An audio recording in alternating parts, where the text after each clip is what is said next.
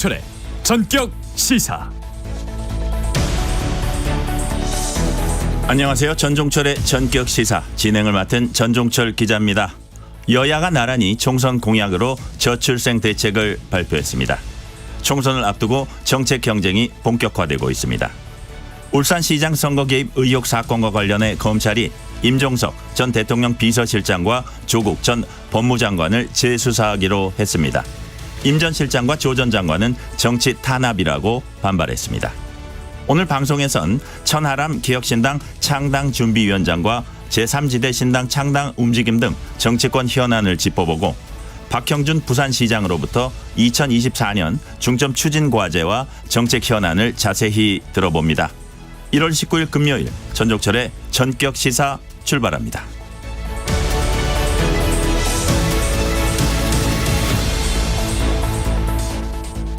청취율 조사 기간입니다. 전화 받으시면 전종철의 전격 시사 잘 듣고 있다고 말씀 부탁드립니다. 전종철의 전격 시사는 유튜브로도 실시간 방송합니다. 문자 참여는 짧은 문자 50원, 긴 문자 100원이 드는 샵 9730, 콩 어플은 무료입니다. KBS 1라디오 채널에는 정치, 경제, 사회, 문화 등 다양한 명품 콘텐츠가 있습니다. 구독과 좋아요, 댓글 많이 부탁드립니다.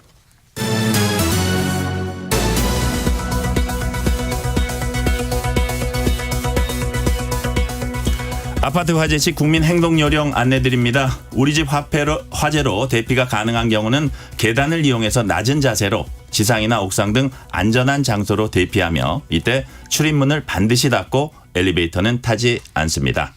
다른 집 화재 시 우리 집으로 화염이나 연기가 들어오지 않는 경우는 세대 내에 대기하면서 창문을 닫고 119에 신고 후 안내 방송에 따라 행동합니다.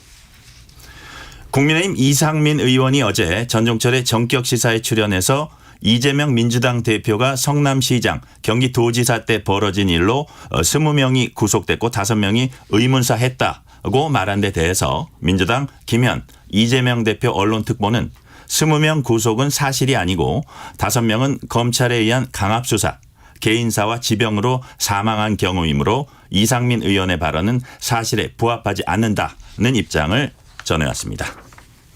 뉴스 브리핑 KBS 보도본부 우정화 기자 나와 있습니다. 어서 오세요. 안녕하세요.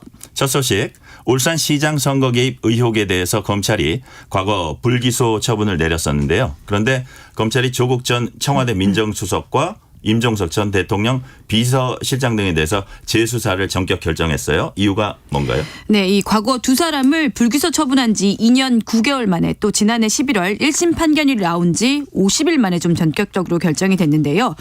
당초에 검찰은 지난 2021년 4월에 이 두 사람에 대해서 개입 의혹에 대한 증거가 부족하다며 불기소 처분을 내렸습니다. 그러다가 바뀐 결정적인 이유는 지난해 11월에 1심 재판부 판단 때문으로 보입니다. 1심 재판부가 사건 핵심 관계자들에게 실형을 선고하면서 판결문 곳곳에 이 조 전 수석과 임 전 실장 이름이 등장을 했기 때문입니다. 조 전 수석과 이 송철호 전 울산시장의 친분, 또 임 전 실장이 후보 매수 의혹에 관여한 정황 등 이 최종적으로 판결문에 조 전 수석은 6번, 임 전 실장은 모두 8번이 언급이 됩니다.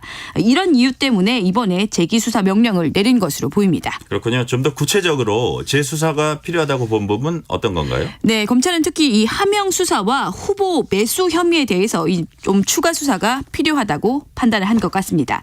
이번 수사 대상은 조 전 수석과 임 전 비서실장 이 두 사람을 포함을 해서 이광철 전 청와대 민정비서관까지 5명입니다.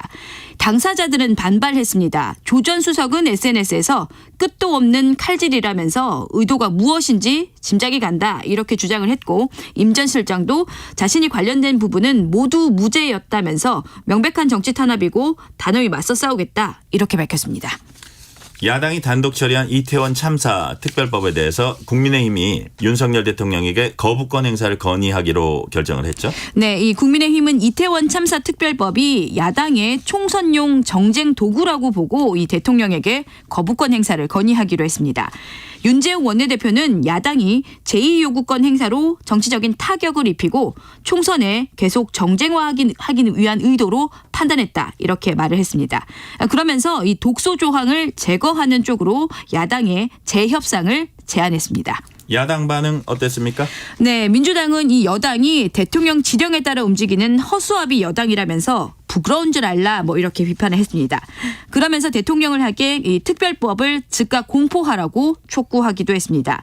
또 이와는 별도로 이태원 참사 유가족 협의회와 시민대책회의는 국민의힘 결정을 규탄한다며 삭발식을 열기도 했습니다. 네. 정치개혁 공약을 잇따라 내놓고 있는 국민의힘 한동훈 비상대책위원장이 어제는 출판 기념회를 통한 정치자금 수수 금지를 약속했다고 해요. 네, 이 한동훈 위원장 말씀하신 대로 이 연일 좀 정치 개혁을 위한 공약들 내놓고 있는데요. 5번째 이번 공약이었습니다. 이번에는 출판 기념회를 통한 이 정치자금 수수를 금지하는 법안을 추진을 하겠다 이렇게 발표를 하면서 민주당에 좀 답변을 촉구하기도 했습니다. 네, 이런 와중에 여당 내부에서는 이른바 김건희 여사의 고가 수입품 수수 의혹, 그러니까 청탁금지법 위반 의혹에 대해서 사과해야 한다 이런 지적이 잇따라 나오고 있어요. 네, 우선 이 김경률 비상대책위원이 국민 정서 등을 언급하면서 사실관계를 말하고 사과해야 한다 이렇게 밝혔습니다. 하태경 의원 또 영입 인재인 이수정 교수도 비슷한 의견을 냈는데요. 한동훈 위원장이 결국 입장을 밝혔습니다. 의혹이 제기된 이 문제의 영상이 처음부터 계획이 된 함정 몰카라고 비판을 하면서 그렇지만 국민들이 걱정하실 만한 부분이 있었다며 기존과는 좀 온도차가 있는 좀 결이 다른 입장을 말하기도 했습니다. 그렇군요. 민주당 이재명 대표는 이른바 86세대 용태론에 대해서 부정적 입장을 밝혔어요. 네, 어제 이 비공개 기자 간담회에서 열린 이 자리에서 나온 발언인데요. 자신도 586인데 민주화 운동을 한 게 잘못한 것도 아니고 잘라야 할 이유냐 이렇게 반문을 했습니다. 또 기자들이 이 총선 승리의 기준을 어느 정도로 보냐 이렇게 물었더니 원내 1당이라면서 151석을 얻어서 좀 절박하게 51%를 하는 게 목표다 이렇게 말했습니다. 인천 계양 을에 출마를 하겠다는 뜻도 밝혔습니다. 이재명 대표는 지역구 의원이 뭐 지역구로 가지 어디로 가느냐 이렇게 반문을 했는데요. 자신의 지역구 고수할 뜻을 밝혔습니다. 앞서 이 원희룡 전 국토부 장관이 인천 계양을 출마 의사를 밝혔죠. 그래서 이 이재명, 원희룡 이 두 빅매치가 성사될 가능성이 아주 좀 높은 상황이 됐습니다. 그렇군요. 총선이 다가오면서 여야가 정책 경쟁에도 이제 속도를 내는 모양새인데 어제는 여야가 나란히 저출산 대책을 발표했어요. 네, 이 우선 국민의힘은 신청만 하면 육아휴직이 개시가 되게 하고 유급 한 달에 아빠 출산 휴가를 의무화하겠다고 밝혔습니다. 또 육아휴직 급여 상한도 210만 원까지 올리고 1년에 5일의 자녀 돌봄 휴가를 신설하겠다고 했습니다. 네. 민주당 어떤 대책 내놨습니까? 네, 민주당은 이 모든 신혼부부에게 10년 만기로 1억 원을 대출을 해주는데 자녀 수에 따라서 원리금을 차등적으로 좀 감면해 주겠다고 밝혔습니다. 또 결혼 10년 차까지 자녀 수에 따라서 최대 이 85제곱미터 크기의 분양전환 공공임대주택을 제공을 하겠다 이렇게 약속을 했습니다. 말씀드린 대로 여야가 좀 이렇게 앞다퉈서 이 대책을 내놓고 있는데요. 들으면 사실 누구한테라도 좋은 대책인데 문제는 사실상 모두 좀 구체적인 예산 마련책이 좀 빠졌다는 겁니다. 그래서 이 부분에 대한 보완이 좀 필요하다 이런 지적이 계속해서 좀 나오고 있습니다. 네, 이번엔 제3지대로 가봅니다. 이준석 전 국민의힘 대표가 주도하는 개혁신당도 공약을 발표했습니다. 65세 이상에게 제공되는 지하철 무상 이용 혜택을 폐지하겠다는 건데 왜 폐지하겠다는 겁니까? 네, 우선 이 개혁신당 이준석 정강정책위원장이 이 소련의 고연령층 무임승차 제도를 본떠 만든 이번 제도, 이 제도는 이제 수명을 다했다면서 좀 논쟁적일 수 있지만 대한민국에 꼭 필요한 변화다라면서 강행 의지를 밝혔습니다. 이준석 위원장은 지하철 무임승차 비용이 연간 약 8천억 원에 달한다면서 국가가 부담해야 하는 복지 비용을 지자체에 떠넘기는 매우 부적절한 행정이다 이렇게 지적을 했습니다. 그러면서 대신에 이 연간 12만 원의 선불형 교통카드를 지급하겠다고 제안했습니다. 이에 대해서 대한노인회가 좀 강하게 반발을 했습니다. 신당이 아니라 이 폐륜화 정당을 만들겠다는 망나니 짓거리라고 하면서 이 노인 무임승차 때문에 지하철이 적자 운영된다는 건 허위 주장이다 이렇게 좀 반박을 하기도 했습니다. 네, 전라북도가 제주와 강원에 이어서 세 번째 특별자치도로 공식 출범을 했죠? 네, 맞습니다. 이 전라북도가 이 전북 특별자치도라는 새 이름으로 공식적으로 좀 출범을 했습니다. 어제 출범식에는 2천여 명이 모였는데요. 윤석열 대통령도 참석을 했습니다. 윤 대통령은 어제 이 자리에서 전국 모든 지역이 좀 골고루 발전을 해야 과잉 경쟁을 해소할 수 있다면서 전북의 발전을 위해서 지원하겠다고 약속을 했습니다. 전북연구원은 이번에 이 전북 특별자치도로 바뀌면서 오는 2040년까지 인구 18만 명이 유입이 돼서 총 81조 원 규모의 지역 내 총생산을 달성할 수 있을 것으로 내다보고 있습니다. 그런데 어제 출범식장에서 진보당 강성희 의원이 대통령실 경호처 직원들에게 이제 끌려가는 소란이 벌어졌다고 해요. 무슨 일인가요? 네, 어제 이 출범식에서 말씀하신 대로 진보당 강성희 의원이 대통령 경호처 직원들에게 끌려가 나가는 이 상황이 좀 벌어졌습니다. 문제의 상황은 이 강성희 의원이 대통령과 악수를 하면서 좀 벌어졌는데요. 강 의원 주장은 악수를 하면서 국정기조를 바꿔달라 이렇게 말을 했을 뿐인데 갑자기 끌려 나갔다면서 대통령 사과를 요구를 했습니다. 대통령실이 좀 해명을 했는데요. 강 의원이 소리를 지르면서 대통령 손을 놔주질 않았고 또 본인 쪽으로 이 손을 당기기까지 했다면서 경호상 위해로 판단을 해서 일어난 조치였다 이렇게 밝혔습니다. 네. 어제 서울 양천구 구로구 일대 난방과 온수 공급이 중단됐다가 이제 다시 재개가 됐는데 그게 거의 하루 가까이 걸렸다고 하네요. 이렇게 오래 걸린 이유가 뭡니까? 네, 어제 약 22시간이 걸렸습니다. 이 문제는 한마디로 좀 말씀드리면 온수 때문이었는데요. 사고는 이 양천구 신정가압장에 밸브를 수리하다가 최종적으로는 노후된 이 온수를 공급하는 배관에서 문제가 생겼습니다. 이 배관에서 문제가 생겼을 당시에 배관 수압을 좀 높여놓은 상태여서 순식간에 뜨거운 물이 건물 안으로 좀 마구 들이찬 겁니다. 이 온수를 다 빼내는데 시간이 좀 많이 걸려서 만 하루 가까이가 걸리게 된 겁니다. 온수를 식히고 또 고온을 견딜 수 있는 호스까지 준비해서 물을 빼내는 데까지 15시간, 또 여기다가 구조물을 설치하고 배관을 직접 수리하는 데까지 걸린 시간 7시간, 이렇게 모두 더해서 22시간쯤 걸리면서 복구 완료가 이 만 하루까지나 걸렸습니다. 제 지인도 이 지역에 사는데 춥기도 추웠지만 이 어린아이가 있는 집인데 씻기질 못해서 좀 애를 먹었다고 합니다. 뭐 하루 정도 좀 안 씻길 수도 있지만 아이가 목욕을 하겠다고 좀 고집을 부리는 터라 엄마 아빠가 이 양동이에 물을 끓여가지고 퍼나르고 좀 난리도 아니었다고 합니다. 그래서 이런 일이 좀 제발 없어야 한다라고 호소를 하더라고요. 이런 불편 때문에 이 서울에너지공사는 다음 달 요금에 이 16일치 기본 요금을 이들 지역에 감면을 해주겠다고 밝혔습니다. 검찰이 문재인 정부가 집값 등 주요 국가 통계를 조작했다는 의혹을 수사하고 있습니다. 어젠 장하성 전 청와대 정책실장을 소환 조사했다고요? 네, 이 말씀하신 대로 어제 이 장하성 전 실장이 피의자 신분으로 소환돼서 조사를 받았습니다.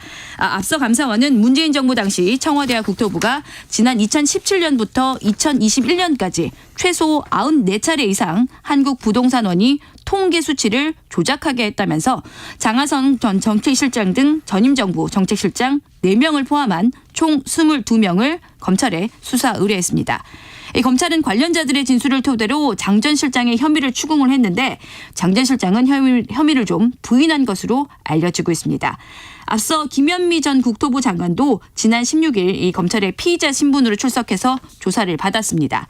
검찰은 이번 사건이 권력형 조직범죄를 보고 앞서 이번 의혹으로 구속영장이 기각된 윤성원 전 국토부 차관에 대한 영장 재청구를 좀 검토를 하고 또 전임 정책실장들도 좀 추가로 불러서 조사를 한다는 방침입니다. 그렇군요. 오늘은 여기까지 듣겠습니다. 우정화 기자 수고했습니다. 지금 시각 7시 33분입니다.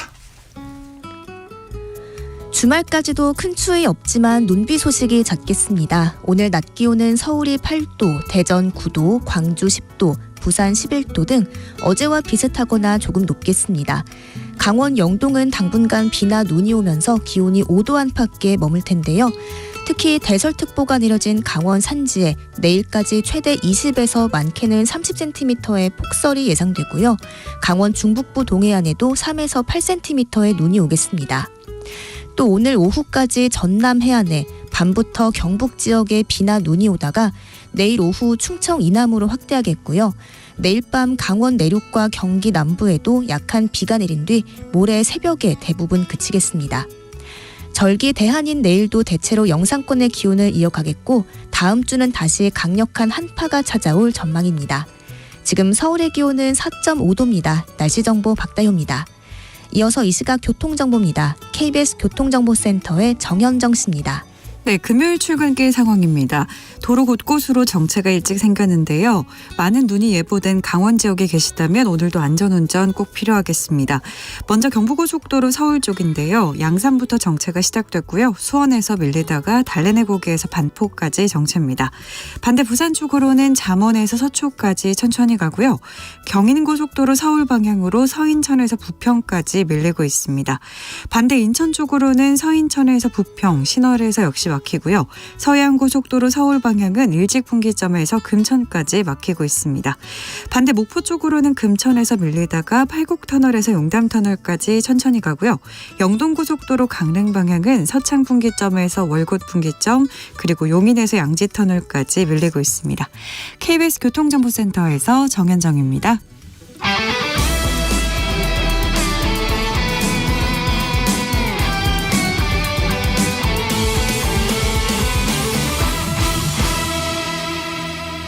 전종철의 전격 시사.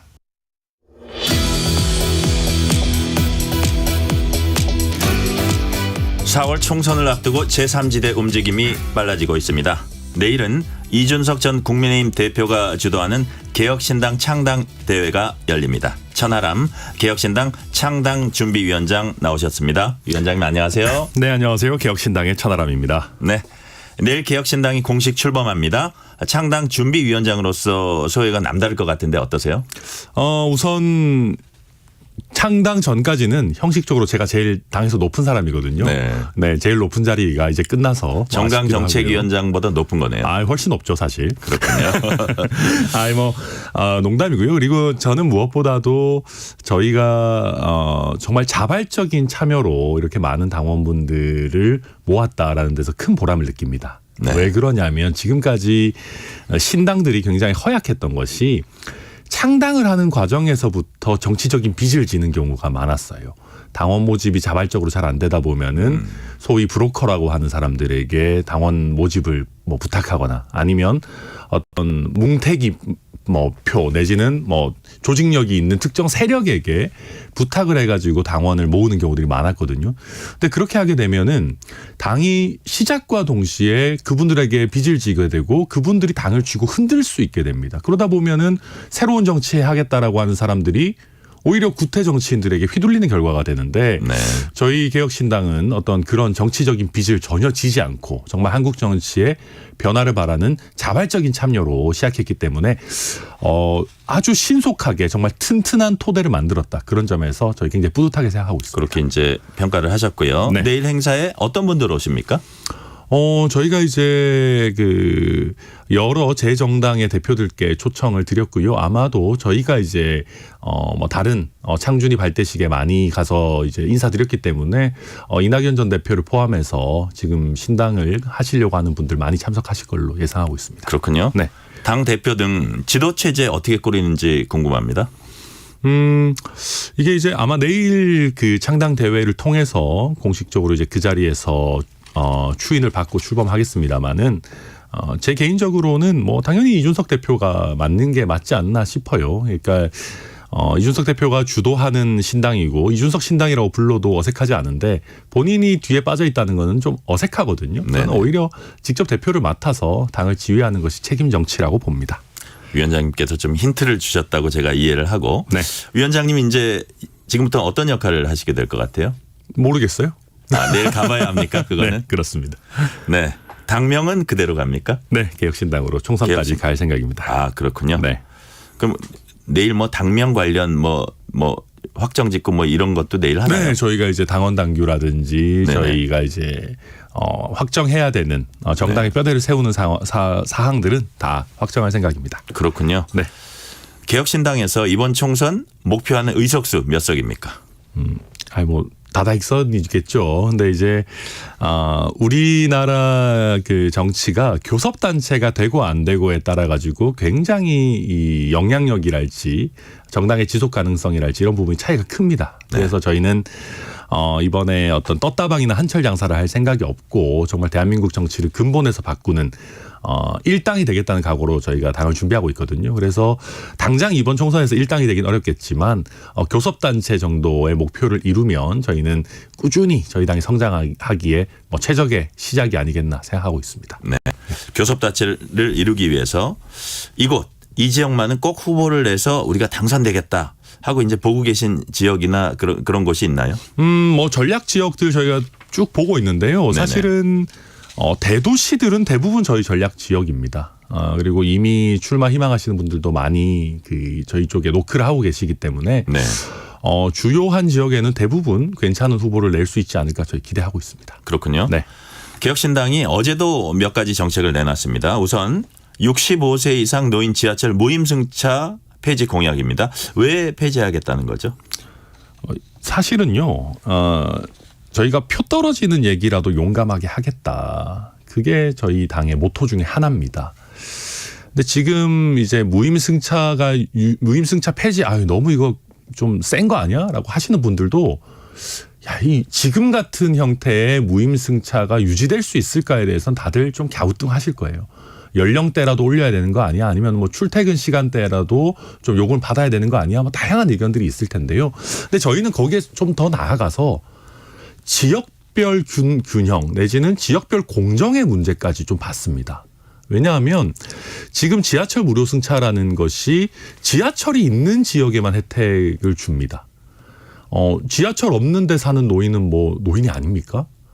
지금 저희 장인 장모님 같은 경우도 서울에 사실 때는 지하철 무임승차 혜택을 보셨지만 지금 순천 내려와 사시면서 순천에는 지하철이 없거든요. 아쉽게도. 근데 버스 무임승차 혜택 같은 것도 전혀 못 보고 있어요. 그래서 저희는 정말 어떻게 보면 지역별로 지금 지역 균형 발전이 굉장히 중요한 시대에 이런 식으로 불공정한 격차를 두기보다는 전국에 계시는 모든 노인분들이 지하철이 있는 곳에는 지하철, 뭐 아니라면 뭐 버스, 택시까지도 이용하실 수 있도록 연 12만 원의 교통카드 바우처를 제공하고 그다음에 그거를 다 쓰신 이후에는 청소년 요금 정도의 할인 혜택을 제공하자 이렇게 계획을 짜봤습니다. 그러니까 보완책도 있는 거네요. 그럼요. 네. 네네. 고연령층 무임승차 폐지 정책과 관련해서 김오일 대한노인회장이 폐륜화 정당을 만들겠다는 것이냐 이렇게 이제 거세게 비난을 하셨어요. 네. 어느 정도 이제 예상을 하셨을 텐데 아까는 이제 뭐 어떤 뭐 표 떨어지는 거 이런 거 너무 의식하지 말고 가자 말씀하셨는데 일각에선 청년층에 올인하겠다는 거냐 이런 시각도 있습니다. 어떻습니까? 전혀 그렇지 않습니다. 저는 대한노인 회장님도 좀 생각을 좀 고쳐 드셨으면 좋겠다고 생각하는 것이 대한노인회가 대도시의 노인들만을 대변하는 단체입니까? 사실은 비수도권 그리고 비광역시에 사시는 노인분들은 저희의 정책에 쌍수 들고 박수를 칩니다. 저희가 처음에 이제 지하철이 없는 지역도 버스 택시 이용을 말씀드렸지만 제 생각에는 굳이 KTX나 국내선 항공권 이용도 막을 이유 저는 없다고 생각합니다.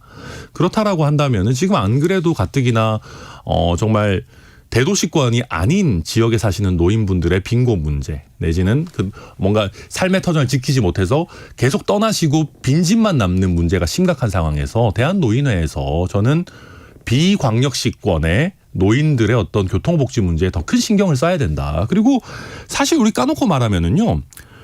집 바로 앞에 지하철이 있는 노인들보다요.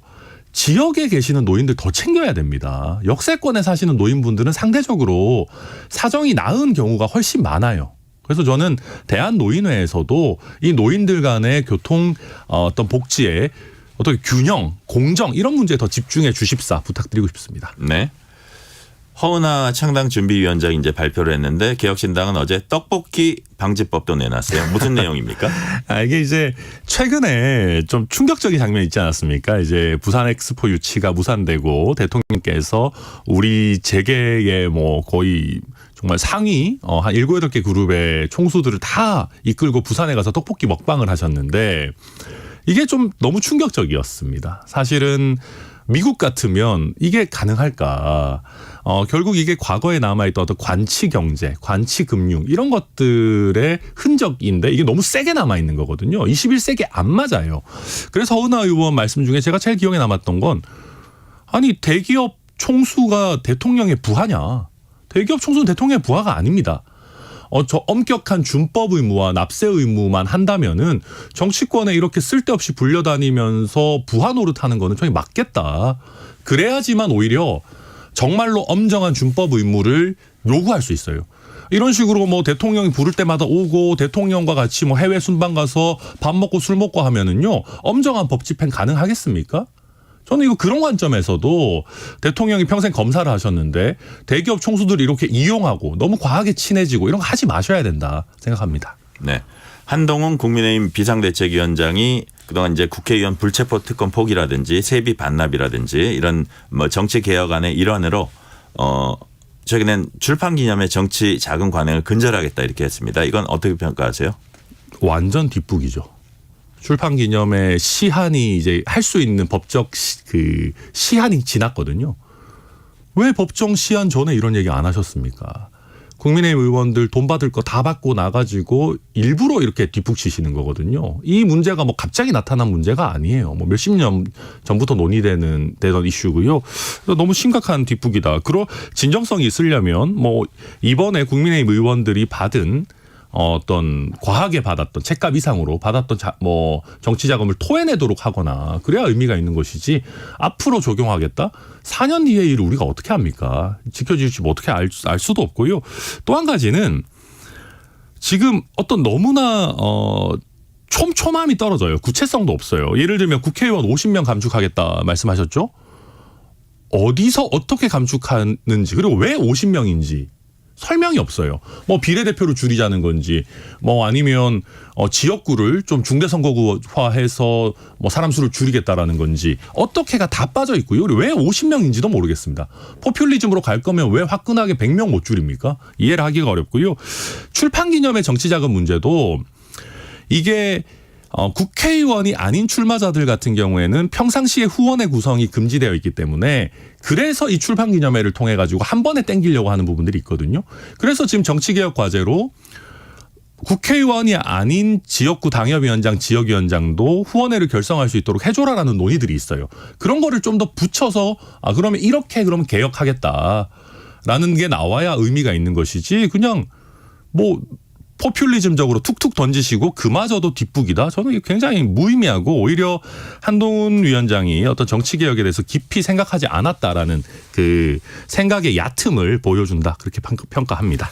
또 한동훈 위원장은 정청래 의원 대항마라며 김경률 비대위원이 그 지역구에 출마할 거다 이렇게 깜짝 소개를 했어요. 이건 어떻게 보세요? 그러니까 시스템 공천이라는 게 그냥 말뿐이다라는 걸 명확하게 보여주신 거죠. 그러니까 시스템 공천이라고 이야기하려면 정말로 공정한 룰에 의해서 공천 관리가 이루어져야 됩니다. 그런데 비대위원장이 직접적으로 누군가를 김경률 회계사를 소개하면서 이분이 정청래 의원의 대항마가 될 겁니다라고 하면은 공천 주겠다는 의미 아닙니까? 그리고 설령 이렇게 해놓은 상황에서 경선을 하더라도요. 당원들이 봐도 한동훈 위원장이 지지하는 후보가 누군지 다 알잖아요. 이게 무슨 공정입니까? 그리고 저는 참 한동훈 위원장이 너무 잔인하다라고 생각하는 것이 그 발표를 왜 또 하필이면 마포을의 현직 당협위원장이었던 김성동 전 의원 앞에서 합니까? 아무리 누군가 띄워주고 싶어도 정치적인 금도가 있는 겁니다. 경쟁하고 있는 현직 당협위원장 앞에서 그렇게까지 하는 것은 너무 잔인하다. 저는 그렇게 평가합니다. 원희룡 전 장관이 이재명 민주당 대표 지역구인 계양을을 찾아가서 그날 아마 그 인천시당 그 신년 인사회가 있었어요. 이 대표의 맞대결을 선언했습니다. 이건 어떻게 보셨어요? 아니 저는 이런 것도 마찬가지입니다. 지금 김경률 회계사나 원희룡 장관을 내세우면서 자꾸 이기는 공천을 이야기하시는데 이기는 공천과 시스템 공천은 사실은 본질적으로 좀 다릅니다. 약간 양립하기 쉽지 않습니다. 그런데 저는 이분들이 정말 이기는 카드인지도 잘 모르겠습니다. 그러니까 원희룡 장관 같은 경우에 지금 계양을의 그 윤영선 그 의사 하시는 지난번에 이제 재보궐 해서 이재명 대표와 맞붙었던 당협위원장이 계세요. 그분이 지역에서 닦아놓은 어떤 텃밭이라든지 경쟁력이라는 것이 결코 떨어지지 않습니다. 근데 그런 상황에서 이것도 마찬가지로 윤영선 위원장에게 동등한 어떤 소개의 기회를 부여하는 것도 아니고 갑작스럽게 원희룡 장관을 이 지역구에서 띄운다? 저는 이게 과연 이기는 공천의 원칙에 부합하는지 굉장히 의문입니다. 네. 네. 이번엔 민주당 공천 관련해서 몇 가지 여쭤볼게요. 네. 이재명 대표는 비명계 지역구의 친 이재명계 의원들이 출마 선언하는 이른바 자객 공천이라고 사람들이 부르죠. 네. 근데 경쟁시키는 건데 왜 자객 공천이냐 이렇게 반박했습니다. 어떻게 보세요? 이제 이재명 대표는 딱 계속 이런 식입니다.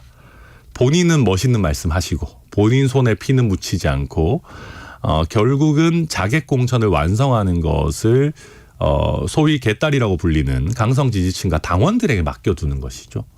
이걸 지금 민주당 분위기라는 것이 소위 수박이라고 찍힌 분들이 버텨낼 수 있는 상황이 아닙니다. 그래서 이재명 대표가 설령 경쟁하세요라고 해도 그 강성 당원들이 결국 금태섭 엔딩을 만들어낼 겁니다.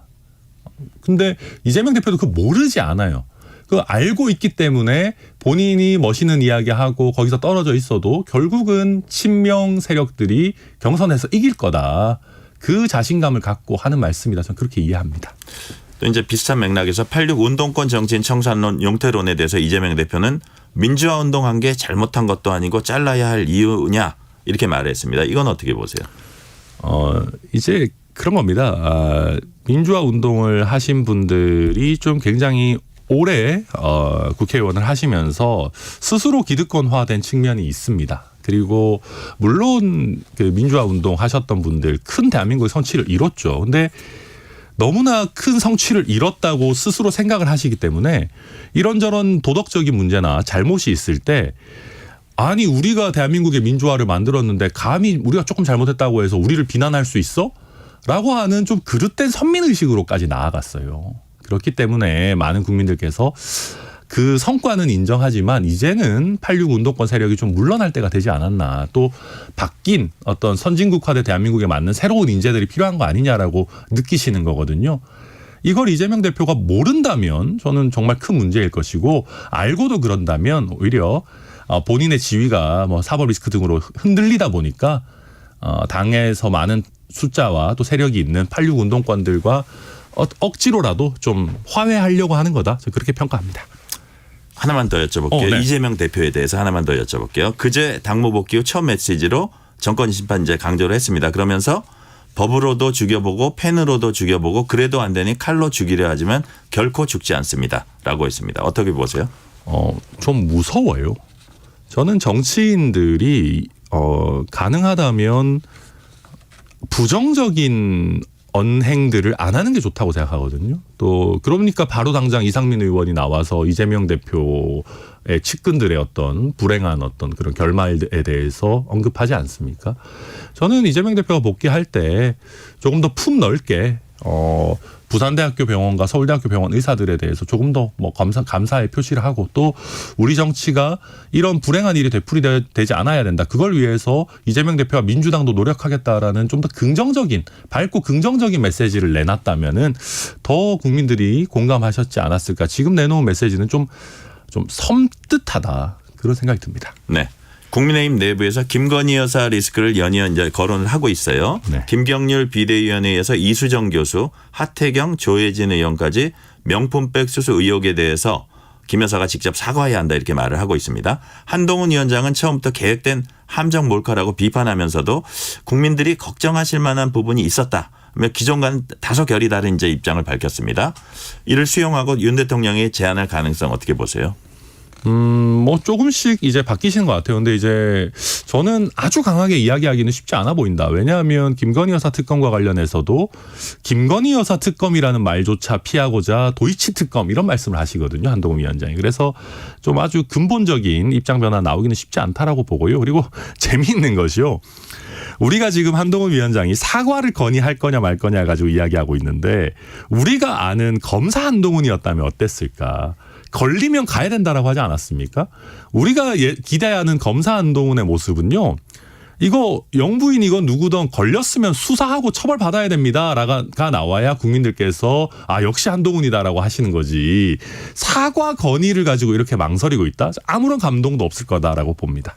이현주 전 의원이 탈당했습니다. 개혁신당으로 옵니까? 아니면 일단 독자 행보합니까? 이거는 이제 뭐 이현주 의원께서 결단을 밝히셔야 되는 문제니까 저희가 함부로 언급하기는 그렇습니다만은 뭐 탈당이라든지 이런 부분에 있어서 저희와 사전 조율된 것은 아닙니다. 지켜봐야 될 것 같습니다. 시간이 좀 조금 남아서 짧게 대답해 주시는데요. 네. 이준석 전 대표와 이낙연 전 대표의 화학적 결합의 걸림돌 뭡니까? 글쎄요. 저는 뭐 큰 걸림돌이 딱 뭐다라고 얘기하기 어렵고요.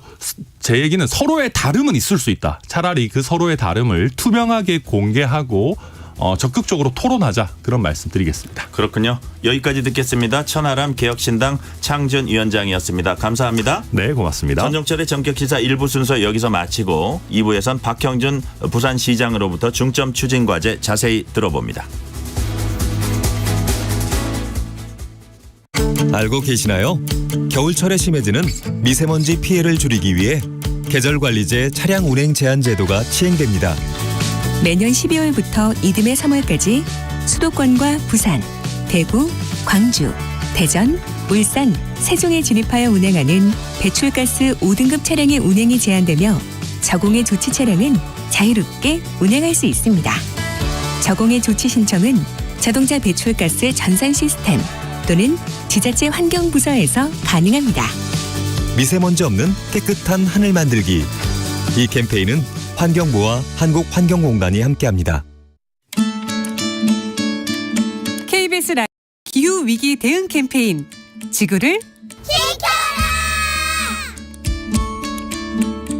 안녕하세요. 저는 미디어에서 기후위기 관련 뉴스들이 많이 나올 수 있게 일을 하고 있는 김원상이라고 합니다. 아마 많은 시민들께서도 봄마다 이제 산불을 목격하고 계시고, 그리고 여름에는 집중호우와 잦은 홍수도 많이 보고 계시고, 겨울에는 이상기온으로 이제 따뜻한 경험까지 많이 하셨을 텐데요. 시민들이 체감할 수 있는 기후위기 피해는 점점 늘어가고 있습니다. 그런데 이 기후위기를 촉발하는 온실가스 배출의 상당량은 기업의 산업활동인데요. 기업이 빠르게 온실가스 배출을 줄이는 게 기후 문제를 해결하는 빠른 길이라고 생각합니다. 우리가 어떤 기업을 선택을 할 텐데 그 기업에 대해서 소비자들이 적극적으로 알아보는 건 어떨까요? 그 기업이 기후위기에 얼마나 공감하고 대응에 나서고 있는지, 기후위기에 야심차게 대응하는 기업을 시민들이 인식하고 소비와 투자로 화답한다면 기후위기 해결의 선순환고리를 만들 수 있지 않을까요?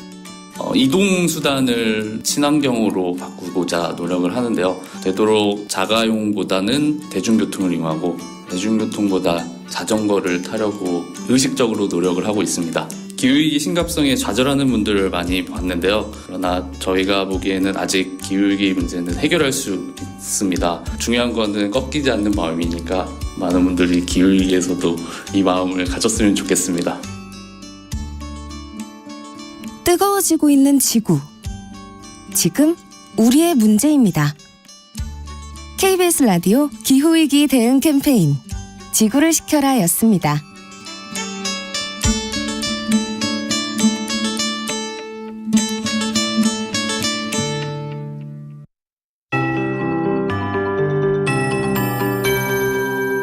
KBS 58분 날씨. 오늘도 겨울치고 온화한 날씨가 이어지겠습니다. 다만 주말까지 바람이 강한 가운데 눈비 소식이 잦겠습니다. 현재 기온 대관령과 태백이 영하 3도 안팎을 가리키고요. 그 밖의 지역은 대부분 영상권에서 출발하고 있습니다. 낮 기온은 서울이 8도, 대전 9도, 광주 10도, 부산 11도 안팎까지 오르겠습니다. 강릉은 5도 등 동풍이 부는 강원 영동은 어제보다 기온이 낮겠는데요. 영동 지역은 당분간 비나 눈이 오겠습니다. 특히 대설주의보가 내려진 강원 산지에 내일까지 최대 20에서 많게는 30cm의 폭설이 오겠고, 강원 중북부 동해안에도 3에서 8cm의 눈이 내려 쌓이겠습니다. 서울과 인천, 경기 북부를 제외한 그 밖의 지역도 또 한 차례 비나 눈이 오겠습니다. 오늘 전남 해안, 밤부터 경북 지역에, 내일 오후엔 충청 이남 곳곳에 내리겠고요. 내일 밤 강원 내륙과 경기 남부에도 약한 비가 내린 뒤 모레 새벽에 모두 그치겠습니다. 제주도는 모레 밤까지 최대 70mm로 꽤 많은 비가 오겠습니다. 절기 대안인 내일도 큰 추위 없이 공기질 깨끗하겠고요. 동해상과 남해상, 제주도 해상, 서해 남부 해상엔 풍랑특보가 확대하고 있어 주의가 필요합니다. 지금 서울의 기온 4.3도입니다. 박대호입니다.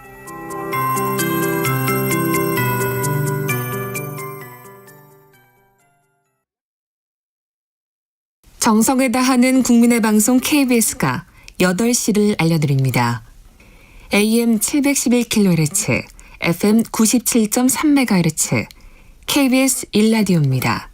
HLKA.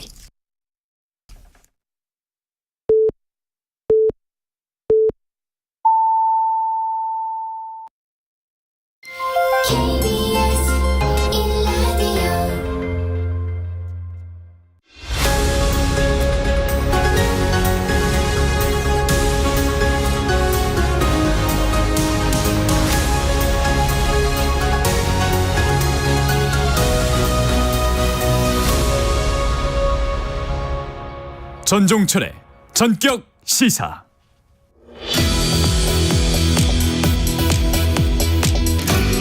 전종철의 전격 시사는 새해를 맞아서 광역자치단체장들과의 릴레이 인터뷰를 진행하고 있습니다. 인천과 광주에 이어서 오늘은 부산으로 갑니다. 엑스포 유치 실패 뒤 부산의 새로운 도약을 위해서 어떤 것들이 준비되고 있는지 살펴봅니다. 박형준 부산시장 전화 연결되어 있습니다. 시장님 안녕하세요. 네, 안녕하십니까. 2030 엑스포 네네. 부산 유치가 불발된 지 50여일이 지났습니다. 유치 실패로 네네. 부산 시민들의 실망이 컸던 만큼 부산시장으로서 시민들의 아픔을 다독이는 일이 우선이었을 것 같습니다. 당시 상황 설명 좀 해주세요. 네, 그 엑스포 유치를 위해서 온 시민이 한마음이 돼서 열심히 뛰었습니다. 이 결과에 대해서 상당히 실망감은 있었지만 그러나 우리 그 위대한 시민들이 스스로 이 엑스포 유치 과정이 결코 헛된 것이 아니고 그 과정에서 부산이 글로벌 허브 도시로 도약할 수 있는 비전을 얻었고 또 지역의 현안들이 많이 해결될 수 있는 이 계기를 얻었다는 점에서 스스로 위안을 찾으시고 또 희망을 잃지 않고 계속 확장해 나가고 있습니다. 그 결과가 이제 글로벌 허브 도시로 부산을 도약시키겠다는 그런 계획하에 가덕도 신공항의 조기 개항을 비롯해서 부산 시민들이 염원하는 여러 과제들을 중앙정부와 협의해서 지금 하나하나씩 풀어나가고 있습니다. 이것을 통해서 부산 시민들이 저희가 생각했던 것보다 훨씬 빠르게 새로운 희망을 얻어가시고 있는 것 같습니다. 네. 실패를 더 큰 동력으로 삼아서 이제 반전을 하고 있다 이런 말씀으로 제가 이해를 하고요.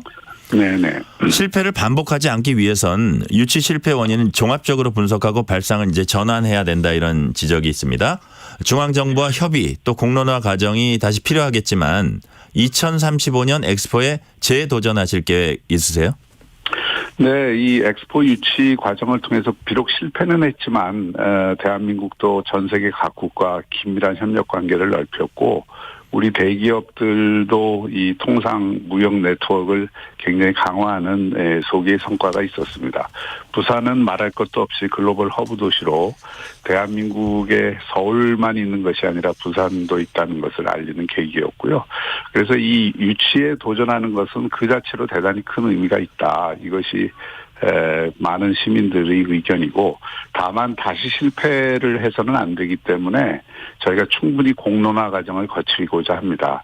가장 중요한 것은 우리 시민들의 의지와 뜻이기 때문에 금년 상반기에 여러 그 연구도 하고 또 공론화 과정도 거쳐서 다시 도전할 수 있는 계기를 마련해 보려고 합니다. 그러나 그 결정은 결국 궁극적으로 우리 시민들의 몫이고요. 평창올림픽도 3번 만에 저희가 유치에 성공했는데 엑스포도 재도전할 가치는 충분히 있다 하는 것이 지금 부산 시민들의 공통된 의견이긴 합니다. 네. 피습당한 민주당 이재명 대표가 부산대병원에서 서울대병원으로 이송돼서 치료를 받는 데 대해서 논란이 확산됐습니다. 이게 지역 의료 문제로 비화되면서 정부의 지역 의사회나 의사단체가 강력히 문제 제기를 했고요. 정치권에서도 공방이 벌어졌습니다. 이 문제 어떻게 보세요? 우선 결과적으로 그 부산 시민들의 자존심이랄까요? 이런 것들이 많이 좀 그 훼손된 것은 사실이고 네. 이 부산대학교 외상센터가 전국의 최고 수준의 외상센터인데 그 서울로 바로 이송을 하는 것에 대해서 지역 의료계는 물론이고 이 부산 지역의 시민들도 이게 지역 의료에 대한 관심과 또 이런 것이 좀 부족하고 또 소외감을 느끼게 만드는 계기였다 이렇게 생각을 하고 있습니다. 실제로 이런 인식 때문에 사실 똑같은 치료를 부산에서도 충분히 받을 수 있는데도 불구하고 조금 중병이 되면은 서울로 사람들이 찾고자 하는 이런 경향들이 있거든요. 그런데 좀 불붙이는 경향이 있어서 저희로서는 좀 아쉬운 점이 많았습니다. 그렇군요. 말씀하신 대로 부산대병원은 부산의 대표 병원일 뿐만 아니라 전국적으로 경쟁력을 인정받고 있는 것으로 알고 있습니다. 그런데 제가 지금 이제 여쭤보려는 건 개별 병원 차원이 아니라요. 부산 전체로 봤을 때 부산 시민들이 서울 시민과 비교해서 의료 혜택을 어려움 없이 충분히 잘 받고 있다고 보세요? 부족한 점이 많이 있죠. 여기에도 지금 소아나 응급 이쪽에는 의료 시설이나 의사가 모자라서 지금 굉장히 좀 긴급 상황입니다. 또 뿐만이 아니라 부산이 그래도 다른 지역보다는 의료 생태계가 잘 구축이 돼 있음에도 불구하고 이게 서울로 병을 치료하기 위해서 찾는 시민들의 숫자가 줄어들지 않고 있습니다. 이런 차원에서 이 지역 의료계를 활성화시키기 위한 특단의 대책들이 좀 필요하고요. 부산이 이럴진데 다른 지역은 말할 것도 없겠죠. 그래서 실제로 앞으로 의대 정원이 늘어나더라도 지역의 필수 의료를 확충하는데 그 인력과 시설이 확충될 수 있도록 그 방향이 정해져야 된다고 생각합니다. 네. 한동훈 국민의힘 비상대책위원장이 1박 2일 일정으로 부산 경남을 방문해서 자갈치 시장 등에서 시민들을 만났고 롯데 자이언츠가 마지막 우승을 거둔해 1992죠. 그 숫자가 적힌 티셔츠를 입었습니다. 총선을 앞두고 여야 모두 부산 민심에 구애하는 공약을 내놓을 텐데 시장님은 정치권에 어떤 당부를 하고 싶으세요? 지금 우리나라 미래 발전을 가장 가로막고 있는 것이 경제적인 도약의 한계에 왔다는 것이고 또 저출산 문제가 구조적으로 너무 심하다는 것인데 이 두 가지가 다 지역의 잠재력을 충분히 살리지 못하고 수도권 과밀로 이게 치닫는 현실과 밀접히 관련이 돼 있습니다. 총선은 지역의 대표들을 뽑는 것이기 때문에 이 지역의 대표들을 통해서 다양한 지역의 특성화된 발전을 기할 수 있는 정책들이 발굴되고 이런 것들이 보다 생산적인 국회를 통해서 말로만이 아니라 실제로 이루어질 수 있도록 하는 그런 총선이 됐으면 좋겠습니다. 그렇군요. 네. 산업은행 부산 이전 문제도 중요한 정책 과제입니다. 산업은행 본점을 부산으로 이전하는 내용의 한국산업은행법 일부 개정 법률안이 이제 지금 국회 문턱에 막혀 있습니다. 한동훈 비대위원장은 찬성 입장 밝혔고요. 박 시장님께서 민주당이 협조 요청하신 걸로 아는데 지금 어떤 상황입니까? 네, 부산을 글로벌 허브 도시로 만들기 위해서는 이 물류와 금융 기능을 결합하는 것이 필요하고요. 이런 이유 때문에 노무현 정부 때 부산을 국제 금융 도시로 만들겠다는 계획이 발표되고 금융기관들이 이전을 했던 겁니다. 그러나 기존의 금융기관들은 아무래도 지역 경제와 연계해서 발전을 도모하는 것이 상당히 어려웠던 반면에 산업은행은 그 자체로 정책 금융기관이고 또 산업은행이 그 미래 비전으로 확정한 것이 지역 경제 성장 중심형 정책 금융기관으로 거듭나겠다는 그런 계획입니다. 이런 계획에 비추어 볼 때 산업은행이 부산으로 내려오면 산업은행 부산뿐만이 아니라 남부권 전체 경제에 큰 활력소가 됩니다. 이런 지역균형 발전에 가장 큰 효과를 가지는 정책을 정쟁 법안으로 삼아서 반대한다는 것은 저는 있을 수가 없다고 생각하고요. 그것은 민주당이 노무현 정신과 가치를 스스로 등지는 일이라고 생각합니다. 이것은 정쟁 법안이 아니고요. 지역균형 발전에 대한 가장 그 영향력이 있고 효과적인 정책이기 때문에 이것은 지역균형 발전을 늘 말로 주장을 해온 민주당이 가장 앞장서서 찬성해야 될 법안이라고 저는 생각을 합니다. 단 한 줄 고치면 되거든요. 산업은행 본점을 서울에 둔다를 대한민국에 둔다라고 하는 그 한 줄 고치면 되는 것이기 때문에 이것은 마음만 먹으면 다음 달에라도 바로 통과될 수 있고, 현재 정부는 뭐 모든 준비를 끝냈고요. 산업은행도 모든 준비를 끝냈고, 산업은행 노조와 직원들의 걱정은 저희 부산시도 충분히 협의를 해서 그분들이 옮겨와서 불편이 없도록 하는 데 최선을 다하겠습니다. 실제로 이제 산업은행 노조가 국책은행을 특정 정당 특정 지역의 정치적 목적으로 사용해서는 안 된다 반대하고 있는 게 이제 시장님 보시기에는 부산으로 내려가기 싫어서 그런 거라고 보시는 거세요? 물론 직원들은 불편함이 있을 겁니다. 그리고 노조가 반대하는 것도 이해를 하고요. 그러나 그 국가 미래를 위해서 생각을 한다면 서울에서 산업은행이 하는 기능은 여기 내려온다 하더라도 얼마든지 수행할 수 있는 것이고요. 지역경제 입장에서 보면 신산업 육성이라든가 기존 제조업 경쟁력 강화, 또 기존의 산업은행이 거래하고 있는 제조업 가운데 상당 부분이 부울경에 있습니다.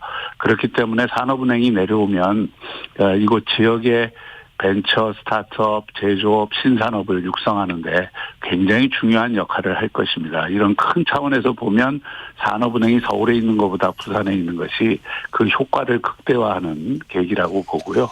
그런 면에서 대승적인 차원에서 좀 협력을 해 주셨으면 하고, 부산시도 직원들의 그런 불편이나 또 여기 오면 여러 가지 좀 특혜를 드리기 위해서 저희가 준비를 하고 있습니다. 특혜요? 네, 주거라든지 교육이라든지 이런 부분에서 서울에 있는 것보다 더 좋은 삶의 질을 누릴 수 있도록, 또 아이들 키우기 좋은 환경을 만들 수 있도록 저희가 특별한 준비를 하고 있습니다. 그렇군요. 이번에 이제 다른 주제로 넘어가 볼게요. 시장님은 부산을 글로벌 허브 도시로 만든다는 구상을 갖고 계십니다. 글로벌 허브 도시가 무엇인지, 어떤 걸 추진해야 이룰 수 있을지 알려주세요. 간단히 말하면 대한민국의 싱가포르나 홍콩, 두바이 같은 도시가 하나 더 있는 것과 없는 것이 대한민국의 모습이 얼마나 달라졌는가를 상상해 보면 됩니다. 부산은 세계 2위의 환적항을 갖고 있는 도시거든요. 세계 2위의 환적항이라는 건 그만큼 지정학적인 위치가 좋은 곳이라는 것이고, 이런 지정학적 위치를 갖고 있는 곳이고 글로벌 허브 도시가 되지 않은 곳이 사실은 없습니다. 그런 물류를 기반으로 해서 금융기능과 신산업, 또 관광 콘텐츠를 묶어서 사람과 기업과 돈이 자유롭게 움직일 수 있는 국제 관문 도시를 우리 대한민국도 하나 더 갖는 것이 대단히 대한민국 경쟁력의 강화를 위해서도 필요하고, 우리가 염원하는 지역 균형 발전을 위해서도 큰 촉진제가 될 것입니다. 부산이 글로벌 허브 도시가 되는 건 부산만을 위한 길이 아니고요. 남부권 전체를 발전시키는 하나의 동력을 얻게 된다는 것을 의미합니다. 대한민국을 크게 서울을 중심으로 한 수도권과 또 부산을 중심으로 한 남부권, 또 각각 특성화 발전을 하는 강원, 전북, 또 대전, 이렇게 지역 발전을 각 특성에 맞게 하는 것이 우리 국가 전략 가운데 가장 중요한 것이라고 한다면, 그 첫 단추를 끼는 일 중에 하나가 부산을 글로벌 허브 도시로 만드는 일이라고 생각합니다. 그렇군요. 지난해 12월에 국회 미래연구원이 전국 7대 광역시 청년들의 삶 보고서를 발표를 했습니다. 이걸 보면은 수도권 청년들의 삶 만족도가 낮았고요. 부산 청년들의 삶 만족도는 1위인데 유출 규모는 또 2위로 매우 높았습니다. 왜 이런 현상이 벌어질까요? 지금 그 전국의 청년들이 서울에 일자리와 기회를 찾아서 거의 다 올라가거든요. 그러니까 수도권은 계속 몰리고 지역은 다 빠져나갑니다. 그런데 서울에 수도권에 올라간 청년들이 정말 만족한 삶을 살고 있느냐, 그렇지 않습니다. 올라가면 주택도 어렵고, 그러니까 원룸이나 오피스텔 살면서 또 출근거리도 멀어져야 되고, 더욱 중요한 거는 서울에 올라가면 친한 친구가 있는 것도 아니고 가족의 지지를 받는 것도 아니고, 이런 그 사회적 관계의 불안정성 때문에 고립감이나 소외감 또 상대적 박탈감이 커지는 거죠. 수도권의 청년들이 이런 삶의 조건에 있기 때문에 결혼하기가 더 힘들어지고 아이 낳기도 힘들어지고, 이것이 서울 출산율이 전 세계 꼴찌, 역사상 최고 꼴찌를 지금 기록하는 이유입니다. 그래서 이것을 이런 수도권 과밀의 그 부분이 있기 때문에 청년들이 지역에서, 광주에서 살고 싶은 사람은 광주에서, 부산에서 살고 싶은 사람은 부산에서, 대구에서 살고 싶은 사람은 대구에서 살 수 있도록 해야 되고, 실제로 보면 부산에서 이미 살고 있는 청년들은 좋은 자연 환경에, 익숙한 사회 환경에, 또 여러 가지 어떤 그 좋은 친구들과 가족들과 함께 지내는 이런 것들이 오히려 삶의 안정성이나 삶의 질에 대한 만족도를 높이는 일이거든요. 그래서 이런 어떤 수도권 과밀에 의한 청년 집중 현상과 그로 인한 폐해를 극복하기 위해서는 지역의 정말 발전 거점을 제대로 만들어서 그쪽으로 이렇게 그 빼낼 수 있는 그 파이프라인을 새로 구축을 해야 되고요. 청년들이 부산에서 3, 4년 전에는 한 2만 명씩 나갔습니다만 지금 그 수가 확 줄었습니다. 만일 부산을 글로벌 허브 도시로 만드는 저희의 계획이 성사되고, 또 우리가 하고자 하는 부산에서 아이 키우고 교육시키기 좋은 환경을 만드는 저희 정책들이 성공한다면 부산이 이제 청년이 빠져나가는 도시가 아니라 청년이 들어오는 도시로 저는 충분히 바뀔 수 있다고 생각을 하고, 그것을 위해서 저희가 최선을 다하겠습니다. 학령 인구 감소로 북한 관내 통합과 폐교를 결정한 학교들이 부산 관내죠. 그런 네네. 학교들이 나오고 있고, 부산 안에서 인구가 크게 줄어드는 지역들이 있습니다. 출산과 보육 정책 획기적 발상 전환이 필요하지 않을까요? 저희가 안 그래도 부산시가 교육청하고 협력이 잘 되기 때문에 다음 주에 획기적인 정책을 발표할 것입니다. 적어도 부산에서 아이를 낳으면 그 태어나면서부터 초등학교까지는 저녁까지 아이들 돌보는 걱정을 하지 않아도 되는, 우리 도시 전체가 아이들을 돌보는, 이렇게 해서 이 마음 놓고 아이들을 낳고 기를 수 있는 그런 도시를 만들기 위한 획기적인 정책을 다음 주에 발표를 할 것이고요. 그 정책을 계기로 해서 저희가 아이 키우기 좋은 부산, 교육시키기 좋은 부산이라는 우리나라 교육혁신의 선도 도시로서 한번 나서보고자 합니다. 네. 부산시는 지난 2021년에 전국 최초로 초고령사회에 진입을 했습니다. 2035년엔 노인 인구가 100만 명 넘을 것으로 이제 전망이 되고, 노년 부양 부담도 크게 늘고 있습니다. 이 문제는 어떻게 풀어나가세요? 실제로 고령화는 뭐 우리 지역뿐만 아니라 모든 지역의 문제인데, 특히 부산이 대도시 가운데는 약간 빠르게 좀 많은 편입니다.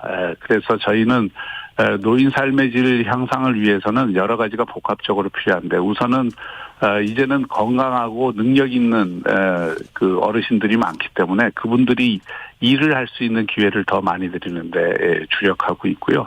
그 일의 형태가 과거처럼 풀타임 잡이라기보다는 부분적으로 일을 하고 부분적으로 즐기고 이렇게 할 수 있는 환경을 저희가 만들고자 하고, 또 많은 기업들에게서 그런 고연령대의 능력 있는 경험 있는 그런 인력을 쓸 수 있도록 우리가 촉진을 하는 정책을 펴고 있습니다. 또 노인들이 자기 지역 내에서 이러저러한 학습, 문화, 스포츠 공간에서 서로가 서로를 만나고 좋은 사회적 관계를 영위할 수 있도록 저희가 15분 도시 정책이라는 것을 펴서 적극적으로 이 커뮤니티 활동을 지원을 하고 있고요. 그런 것을 통해서 어쨌든 고령사회로 가지만 그 고령사회에서 고령시대가 삶의 질이 높고 행복을 더 느낄 수 있고 자아실현을 구현할 수 있는 그런 그 고령 사회로 만들기 위해서 저희가 최선을 다하고 있습니다. 네.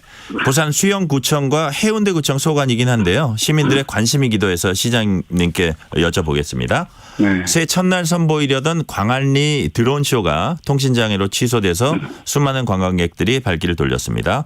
또 해운대 명물 포장마차촌도 역사 속으로 사라진다고 합니다. 저도 이제 가본 적이 있었던 곳이네요. 지역의 관광 콘텐츠를 좀 더 적극적으로 살리고 개발하는 노력 필요하지 않을까요?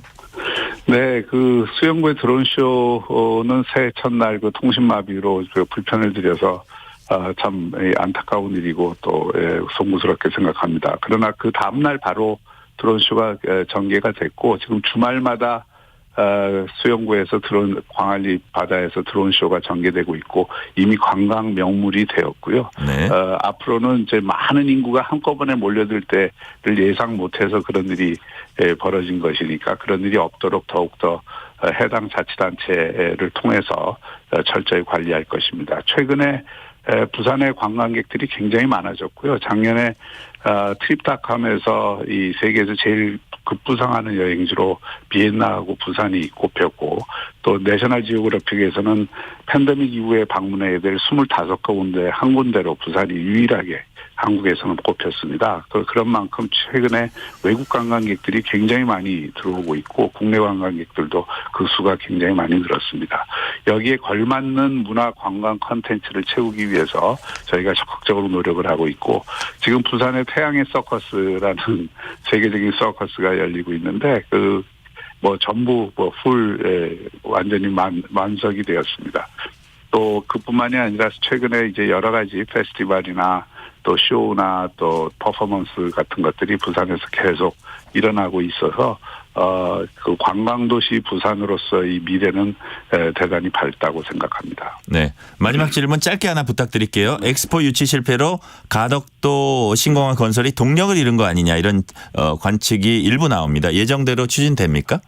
네, 작년에 예산도 한 푼도 깎이지 않고 다 통과가 됐고요. 건설공단법도 착실히 진행이 돼서 가덕도 공항은 이번 엑스포 유치 과정을 통해서 저희가 5년 이상을 땡겼는데 그 조기 개항에 조금 더 차질이 없이 될 것이고요. 가덕도 공항은 단순히 여객공항이 아니라 물류공항이기 때문에 그 항공 물류와 세계 2위의 항만 물류를 결합을 해서 부산을 그야말로 국제 물류 도시로 만드는 핵심적인 기제이고 이것이 1년 늦어지면 그만큼 지역 발전이나 대한민국 발전이 몇 년 늦어지는 것과 같습니다. 그래서 저희가 차질 없이 조기 개항에 최선을 다할 것입니다. 여기까지 듣겠습니다. 지금까지 박형준 부산시장이었습니다. 시장님 감사합니다. 네, 감사합니다. 새해 복 많이 받으십시오. 네.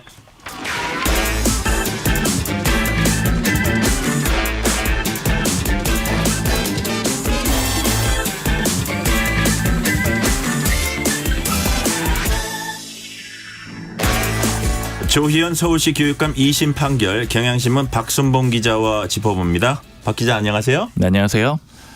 조희연 서울시 교육감에 대한 2심 판결이 어제 나왔습니다. 먼저 어떤 혐의인가요? 해직된 교사 5명을 특별 채용하라 이렇게 조희연 교육감이 부당하게 지시를 내렸다는 혐의예요. 그리고 또 최종적으로 채용도 됐다라는 겁니다. 처음에 의혹을 제기한 건 감사원이었는데 감사원이 2021년 4월에 감사 결과를 내놓습니다. 이제 서울시 교육청에 대해서 내놓은 거죠. 조희연 교육감이 2018년 7월부터 8월 이렇게 2개월 동안 해직 교사 5명을 딱 찍어가지고 이 사람들을 채용을 추진하라 이렇게 시키고 실제로 채용이 이루어졌다. 이렇게 감사원이 지목을 한 겁니다. 이 교사들은 정교조 출신이었는데 이제 2008년에 서울시 교육감 선거에서 선거운동하다가 해직이 된 사람들이에요. 그러니까 일부는 그런데 기부금 모집한 게 문제가 됐는데 이제 교사들은 기부금 모집에 관여를 못하도록 돼 있거든요. 근데 이제 조합원들을 상대로 기부금 모집하다가 이 공무원법 위반으로 유죄 판결을 받고 해직된 사람입니다. 근데 이렇게 유죄를 받았다고 하더라도 채용은 할 수가 있는데 감사원이 문제로 삼은 거는 채용 과정에 문제가 있었다라는 거예요. 크게 2가지 지점인데 일단 첫 번째는 내부 반대가 있었음에도 불구하고 조희연 교육감이 결재를 강행했다라는 겁니다.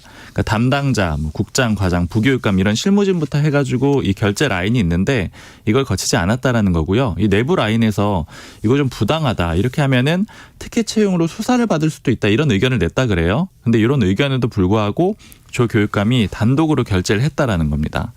그 두 번째는 당시에 이제 조 교육감의 지시를 받은 비서실장이 있었거든요. 한모 네. 비서실장인데 지금은 전직입니다. 채용 과정에 개입을 했다라는 거예요. 특별 채용을 할 때도 이거 공무원을 뽑는 거기 때문에 심사위원회도 만들고 또 심사위원도 구성을 해가지고 이 절차를 거치게 돼 있거든요. 근데 이 심사위원들을 이 한 전 비서실장이 위촉을 한 겁니다. 5명의 심사위원을 위촉을 했는데 특히 그중에 3명은 또 아는 사이, 그러니까 지인들이었던 거예요. 그러니까 인재풀에도 또 없었다라고 합니다.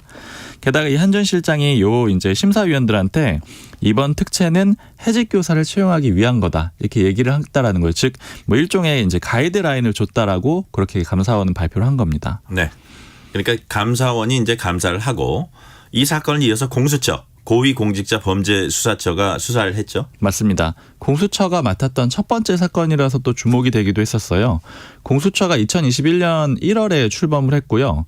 아까 감사원 감사 결과가 2021년 4월에 나왔다라고 말씀드렸는데 그로부터 한 달 뒤인 2021년 5월에 1호 사건으로 우리가 수사를 하겠다 이렇게 발표를 하게 됩니다.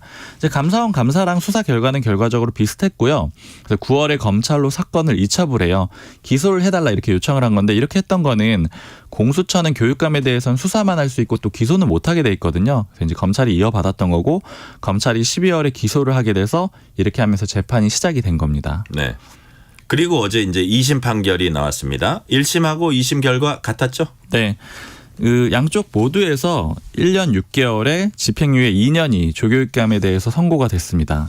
그리고 아까 그 조교육감의 지시를 받은 전직 비서실장이 있다라고 말씀드렸잖아요. 이 네. 비서실장은 징역 10개월에 집행유예 2년을 받게 됩니다. 그러니까 1심 결과가 나오고 나서 조교육감 측하고 그다음에 검찰 측이 모두 항소를 했거든요.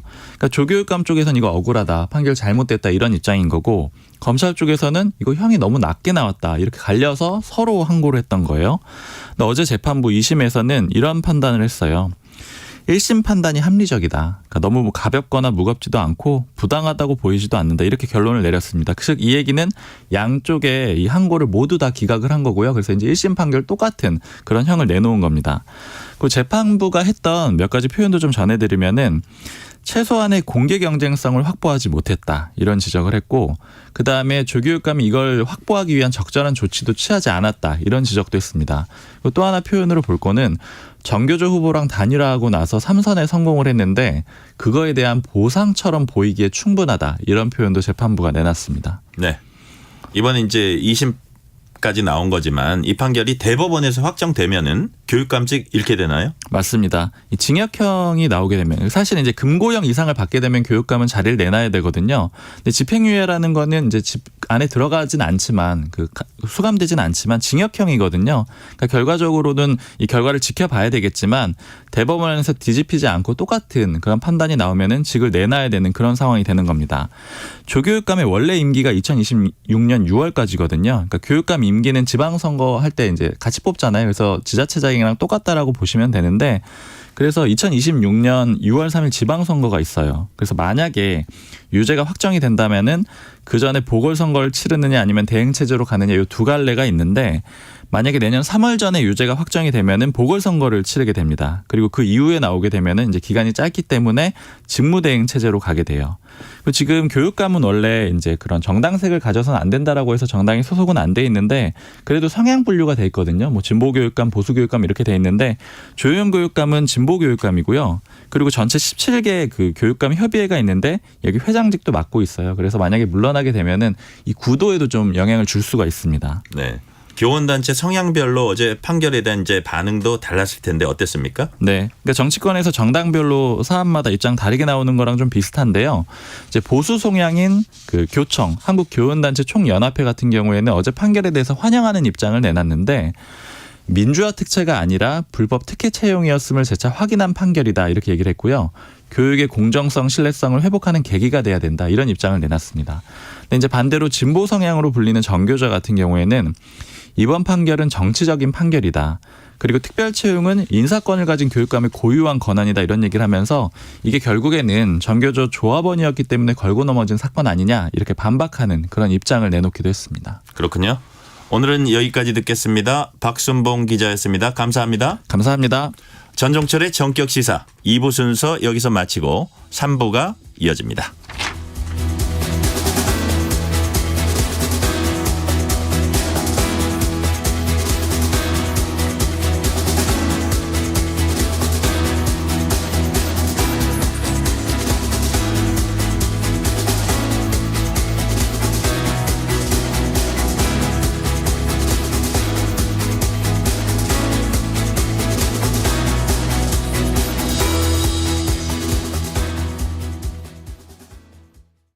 잠시 후 8시 반부터 일부 지역국에서는 해당 지역 방송을 보내드립니다.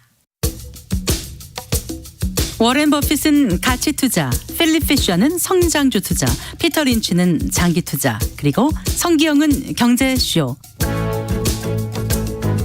방법은 달라도 목표는 하나. 여러분을 성공의 길로 안내합니다. 평일 오후 4시 5분 성기영의 경제쇼. 주말 오후 5시 5분 정보를 업그레이드한 성기영의 경제쇼 플러스. 일주일 내내 함께 하십시오. 편지 왔습니다. 퇴근길 지친 당신에게 힘이 되는 뉴스를 전해드립니다. 매일 저녁 당신과 함께 읽는 세상 이야기. KBS 1라디오 뉴스레터 K. 지금 시각은 8시 30분입니다. KBS.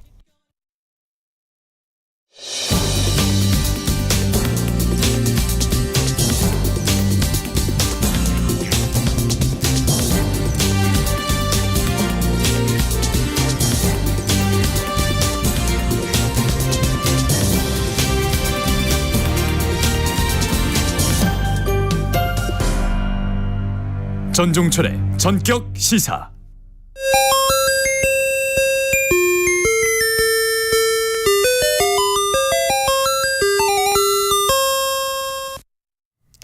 한 주간 뜨거웠던 정치 키워드를 공부하는 시간입니다. 이종훈의 정치 공부, 이종훈 정치평론가 나오셨습니다. 평론가님 안녕하세요. 네, 안녕하세요.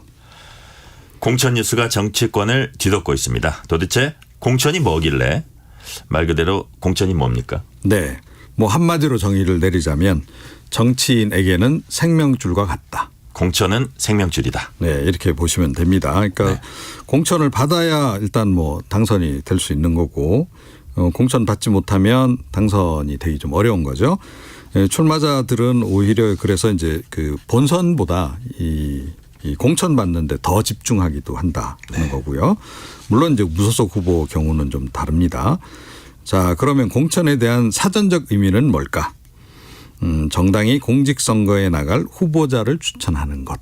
이렇게 굉장히 좀 건조하게 이렇게 정의가 돼 있습니다만. 좀 딱딱하네요. 예. 네. 그런데 실제로는 뭐 거의 생명줄 같기 때문에 굉장히 피가 튀죠. 네. 국회의원 후보자로 입후보하려면 정당의 공천 꼭 필요한 건가요?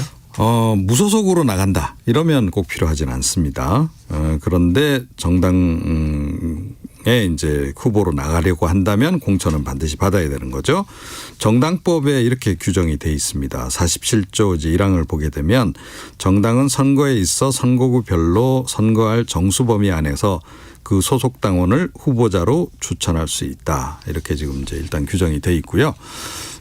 그런데 무소속 후보자는 그러면 뭐 아무런 거 없이 그냥 뭐 이렇게 본인만 나가겠다라고 하면 되느냐? 그건 또 아닙니다. 네. 예. 지역 유권자들의 추천을 받는 내용이 또 포함이 돼 있습니다.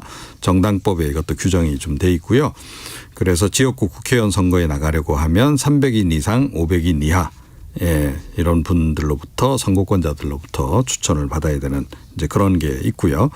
예, 그런데 아무래도 이제 무소속 후보보다는 뭐 거대 정당 후보로 나가야 당선 가능성이 높기 때문에 역시 공천을 둘러싼 경쟁이 굉장히 치열한 거죠. 그렇군요.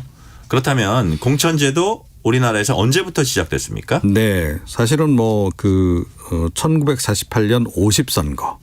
그러니까 재헌의회 구성 당시부터 네. 뭐 그때 정당이 굉장히 난립하기도 했습니다만 그때부터 뭐 정당이 이제 후보자를 추천한 것은 맞다. 그런데 뭐 이게 좀 제도화가 돼 있지는 않았었다. 이렇게 이제 봐야 될 것 같고요.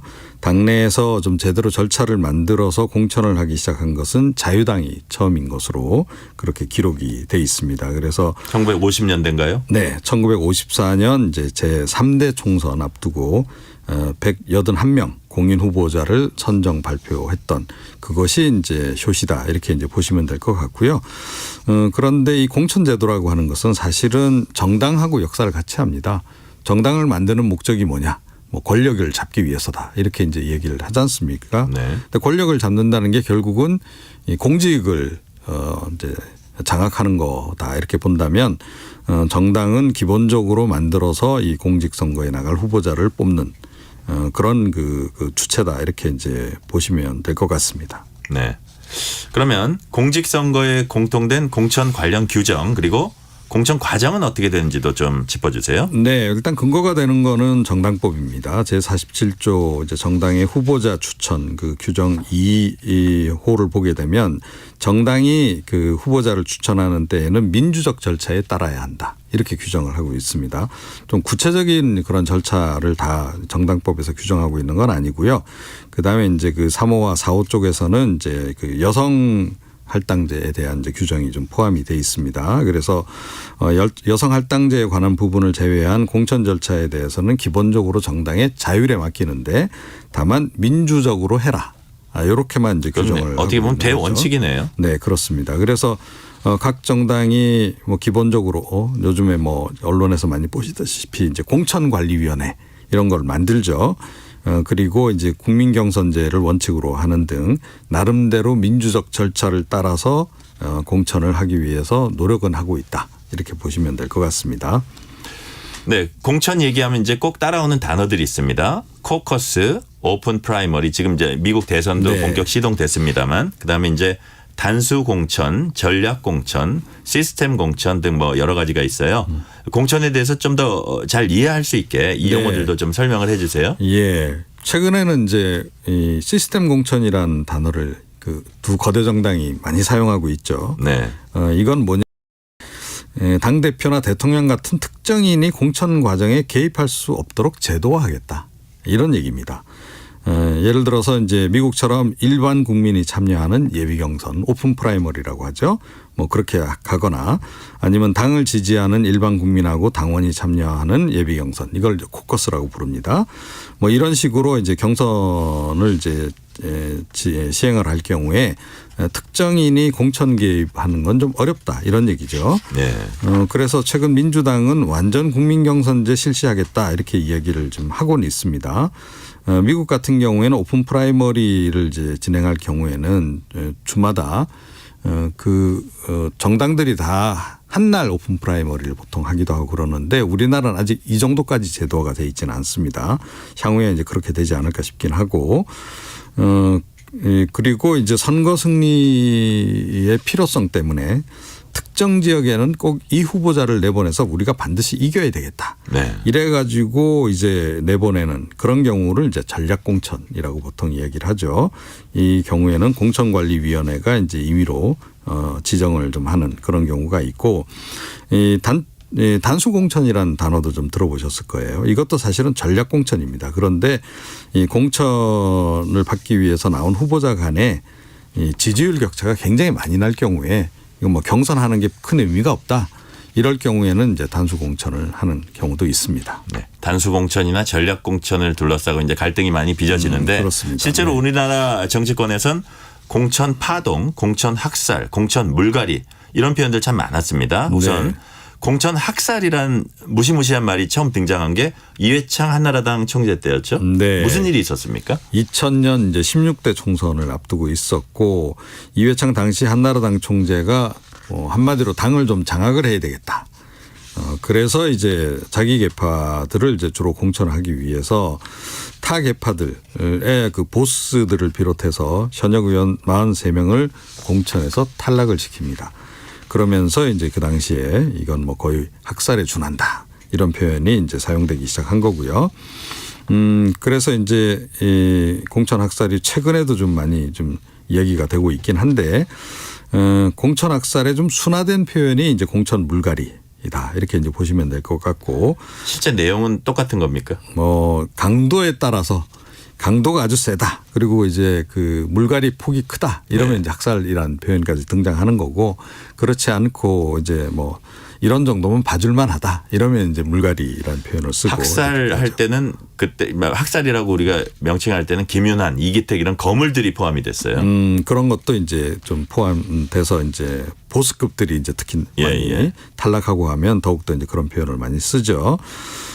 공천 파동은 이제 공천을 둘러싼 갈등이 좀 극에 달한 상황 이런 것을 이제 의미를 하고 아시다시피 뭐 심할 경우에는 공천에서 탈락한 사람들이 집단 탈당을 하거나 집단 탈당해서 뭐 무소속 연대를 하거나 아니면 새로운 신당을 만들거나 그렇게까지 합니다. 네.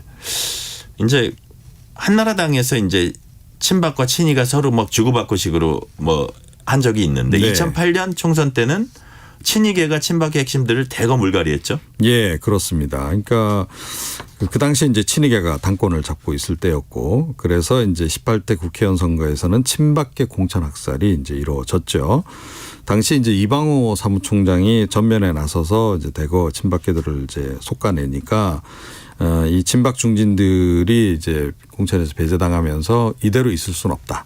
그래서 다 탈당을 하죠. 그래서 친박 연대도 만들고 또 친박 무소속 연대도 만듭니다. 그래서 상당수가 또 당선이 돼요. 그 바람에 이제 오히려 그 당 차원에서 손해를 보는 그런 그 상황도 좀 있었던 거고요. 그런데 또 역사가 또 이제 그 뒤에 가서는 또 이제 그 반면에 이 친박계가 이제 당의 주도권을 잡으면서는 이제 친이계를 배제하는 그런 움직임이 또 벌어집니다. 2012년 19대 총선 당시에는 당이 위기에 처하면서 이제 박근혜 비대위 체제가 이제 만들어지고 그때 이제 주류 친이계 배제하는 그런 움직임이 있었고 2016년 20대 그 총선 당시에는 뭐 이른바 친박 간별사, 진박 간별사 이런 단어까지 등장하면서 친박 공천이 기승을 부렸던 그런 적도 있습니다. 네, 민주당 쪽은 이제 20대 총선 때 그런 일이 있었는데 이제 최근으로 넘어올게요. 최근 여야가 내놓은 이제 공천 기준 어떻게 보셨는지 어떤 부분 주목하셨습니까? 네. 국민의힘 공천관리위원회가 이제 16일 날 공천 룰 발표를 하지 않았습니까? 그런데 이게 좀 중진들에겐 매우 가혹한 그런 그 룰이 아닌가 이런 생각이 좀 들어요. 우선 하위 10% 평가받은 현역 의원들을 이제 컷오프하겠다는 거고 네. 하위 10 내지 30% 평가받은 18명에 대해서는 경선 득표율에서 20%를 또 감산을 한다 그래요. 자, 이뿐만이 아닙니다.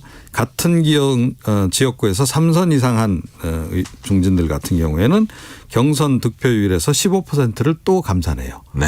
예. 자, 그럼 이게 끝이냐? 아니다라는 거죠.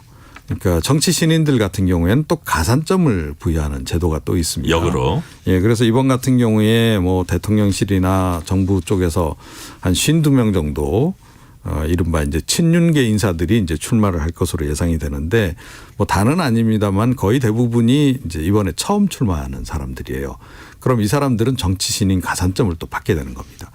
이러게 되면 사실은 TK나 PK 뭐 중진들 그중에서도 3선 이상 되시는 분들은 거의 살아남기가 어려운 그런 상황이 아닌가 이제 이런 생각이 들고요.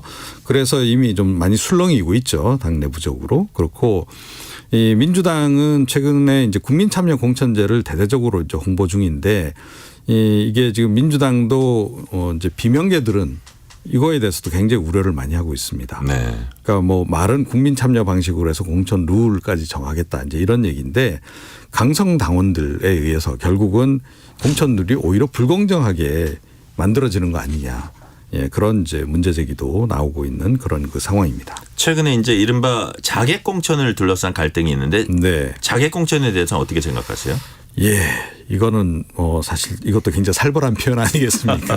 네, 그런데 특정 지역구의 상대당 유력 이제 국회의원을 낙선시키려는 목적으로 이제 어떤 특정 정당이 강력한 대항마를 보낼 때 이게 본래는 그 일본에서 네. 노정객을 떨어뜨리려고 미녀 후보를 뭐 보내고 뭐 이런 얘기도 있었어요. 맞습니다. 예, 이제 그런 데서 좀 이제 좀 기원이 그렇게 이제 되죠. 그래서 이제 조금 전에 말씀하셨듯이 주로 상대당의 대표를 비롯해서 이제 실세 국회의원이 이제 타깃이 됩니다. 또 당내에서도 자객 공천이 이루어지죠. 그래서 이제 주로 보면 이제 주류 쪽에서 비주류의 이제 중진급들을 이제 떨어뜨리기 위해서 공천에서 탈락시키기 위해서 이제 이른바 자객을 이제 투입을 하고 네. 이번 같은 경우에는 양당에 그래서 지금 상당히 지금 자객들이 많이 활동하고 있다. 이제 이런 얘기도 좀 나오고 있는 그런 그 상황인데요.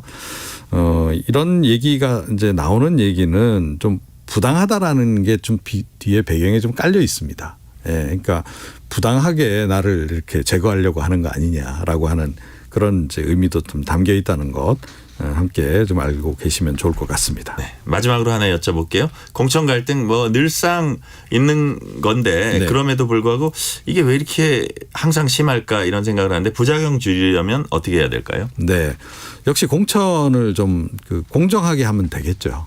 예, 공정하게 이제 진행을 하면 되는데 이게 이제 일단은 기본 출발은 공천 룰부터 좀 합리적으로 정하는 이런 것이 좀 필요하다라고 생각이 들고요.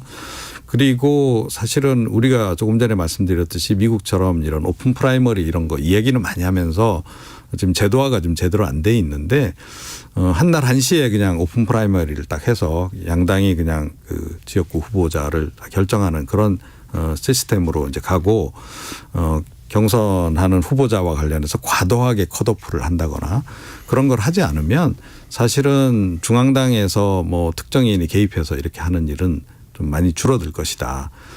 결국은 좀 미국식 시스템을 우리가 참고해서 좀 가는 게 좋지 않을까 이렇게 생각을 합니다. 알겠습니다. 오늘 여기까지 듣겠습니다. 이정훈 정치평론가였습니다. 감사합니다. 네. 지금 시각 8시 45분입니다. 네, 금요일 출근길 정체가 계속되고 있는데요. 먼저 경부고속도로 서울 쪽으로 양산부터 정체고요. 수원에서 밀리고 있습니다. 달래내고개에서 반포까지 제속도 못 내고요. 반대 부산 쪽으로는 한남에서 서초까지 정체 심합니다. 달래내고개에서는 버스가 고장나서 처리 중이고요.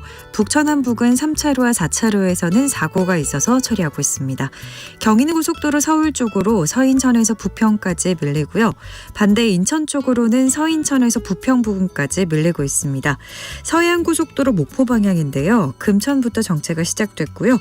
8탄 분기점에서는 사고로 전면 차단되고 있습니다. 8탄 진출로로 우회하시기 바라고요. 8탄 분기점부터 3km가량 밀리고 있습니다. 한편 눈이 예보된 영동고속도로 강릉 쪽으로는 현재 서창 분기점에서 월곶 분기점까지 정체입니다. KBS 교통정보센터에서 정현정입니다.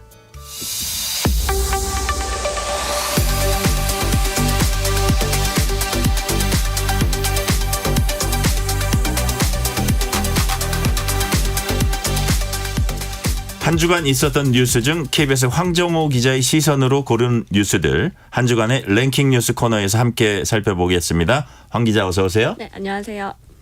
첫 번째 뉴스입니다. 삼성전자가 인공지능이 탑재된 스마트폰을 출시했습니다. 한국어나 영어 등 13개 언어를 알아듣고 실시간 통역을 해준다고요?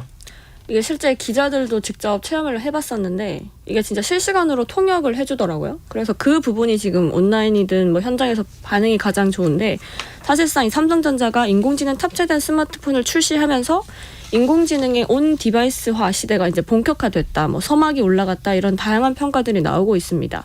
그러니까 온 디바이스 인공지능이라는 게 인공지능이 사실 가장 강점이 빠른 계산, 그러니까 빠른 연산인데 이게 뭐 클라우드 같은 이제 망을 이용하거나, 그러니까 서버에서 거의 보통 이루어지는데 이제 온 디바이스 AI가 되게 되면 제가 가지고 있는 핸드폰, 뭐 태블릿 이런 전자기기에서 그냥 직접적으로 이루어져 버리니까 사실 보안 문제라든지 또 뭐 속도 문제라든지 이런 것들이 더 빨라질 수 있다라는 게 삼성 측의 이제 설명이고. 이게 이제 본격화될 거다라는 건데 LG 같은 경우에도 이미 인공지능이 탑재된 노트북을 내놨거든요. 그래서 AI 기술을 이용해서 미디어 파일을 이미 이제 기존에 인공지능이 학습하고 있는 이제 뭐 분류로 다 나눠준다든지 자동적으로 이제 이런 것들 이제 속속 더 출시될 걸로 보이는데 온라인에서도 반응이 뜨거웠던 게 이런 게 진짜 혁신이다. 나중엔 진짜 인공지능이랑 수다도 가능하겠다. 그리고 뭐 번역 완성도가 지금까지 나온 모델 중에 가장 최고라고 한다. 정말 뭐 외국 나가면 뭐 데이터비도 비싸고 번역 같은 거 너무 어려웠는데 진짜 유용할 것 같다. 뭐 이런 반응들이 좀 뜨거웠습니다. 그렇군요. 다음 뉴스입니다. 병원을 찾아서 치료를 받았는데 본인을 치료해준 의사가 음주 상태였다는 걸 알면 얼마나 황당할까요? 실제 그런 일이 일어났는데 처벌할 방법이 없다고요? 12일 밤에 한 남성분이 이제 얼굴이 찢어지는 이제 사고를 당하셔가지고 응급실을 찾았고 사실상 치료는 잘 끝났대요. 상처를 잘 꿰매고 돌아왔는데 상처를 그 진료를 받게 되면 의사와 대면을 하게 되는데 술 냄새가 이제 났다는 거예요. 그래서 끝나고 경찰에 신고를 했고, 그리고 경찰이 출동을 해서 실제로 음주 측정을 해보니까 이제 진짜 술을 마신 거죠. 그래서 그 의사도 내가 맥주 한 잔을 했다라고 이제 진술을 했는데, 여기서 이제 다들 좀 경악을 했던 게, 이렇게 경찰까지 출동을 했는데 사실상 형사처벌을 할 수가 없는 거죠, 이 의사를. 그래서 이제 봤더니 현재 이제 의료법상 음주 진료를 했다고 처벌할 근거가 없어요. 법적 그래서, 근거가 없네요. 의료인의 품위를 뭐 심각하게 훼손했다, 뭐 손상시켰다라고 하면 1년 이내의 자격정지, 이게 이제 사실 최고의 징계거든요. 그러니까 경찰 입장에서도 그냥 구청에 알려서, 그러니까 보건소에서 나와서 뭔가 자격정지를 논의하는 정도?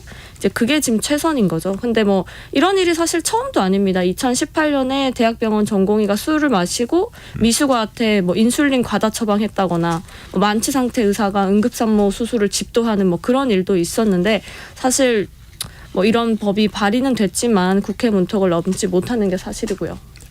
다음 뉴스입니다. 인터넷 중고거래 사이트에는 선물 받은 홍삼이나 비타민 등을 팔겠다는 글 많습니다. 건강기능식품들이다 보니까 이 행위가 지금까지는 불법이었는데 정부가 규제를 풀기로 했다고요?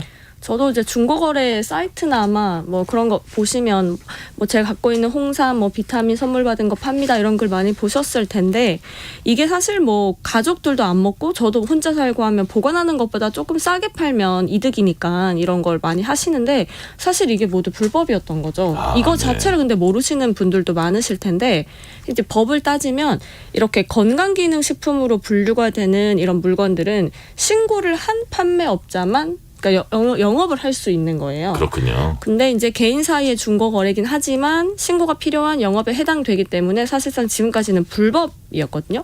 그런데 이게 개인 간 거래, 그러니까 중고 거래가 솔직히 활성화된 지금 상황에서 너무 소비자들의 선택권을 제한하는 거 아니냐라는 지적도 있었고, 그래서 이제 결국 국무조정실에서 식약처에 재판매 허용을 이제 좀 시범적으로 이제 해보자라고 이제 권고를 한 건데, 정부는 영업이라는 게 영리를 목적으로 좀 뭔가 반복적으로 행위하는 게 영업인데, 이렇게 개인 간에 소규모로 하는 그냥 한 번 하는 일회성 거래를 영업으로까지 보기 좀 무리가 있다라고 이제 일단 판매를 허용한 건데, 의학계에서는 우려가 나오고 있어요. 일단 안정성 문제도 있고, 또 이걸 통해서 좀 불법적으로 의약품이 유통되지 않겠냐라는 우려도 나오고 있어서 식약처에서 일단 1년 동안 시범적으로 해보고 반응을 보고 판매 횟수라든지 금액을 제한하겠다. 그래서 후속 조치를 마련하겠다고 했는데, 온라인 반응도 진짜 다양했던 게 이게 불법이었어? 라는 이제 반응도 있었고, 의약품이나 식품이 아무래도 먹는 건데 좀 위험할 수 있겠다.